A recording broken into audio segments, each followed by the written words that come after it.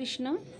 এইখানে হ্যাঁ ক্রুশ কাটায়, এটা প্যান্ট, যারা যদি কেউ প্যান্ট বানাতে জানে না এরকম থাকেন, হ্যাঁ কৃষ্ণের বা রাধারানী যাই হোক বা নিতাই গৌরের, তাহলে এরকম করে বানাতে পারেন। এই যে এরকম সোজা করে প্রথমে বুনে নিয়েছি, এক ঘর বুনে, তারপরে এই যে একটা করে পা চরণ, এইটা এইটা বা পা, ডান পা যাবে, আর এইখানে ডান বা চরণ যাবে, করে এবার রেডি করে বলবো।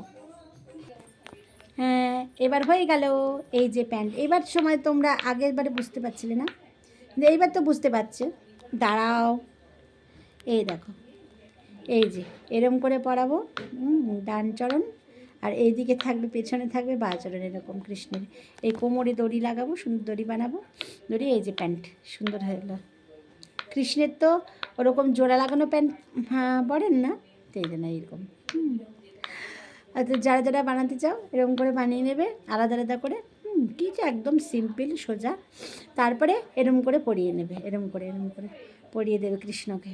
কৃষ্ণের তো চরণটা পদ্ম ফুলের মধ্যে থাকে না, ওই জন্য গোপালের মতো এরম নিচ দিয়ে পরানো যায় না, এরম করে বানিয়ে নেবে। হরে কৃষ্ণ।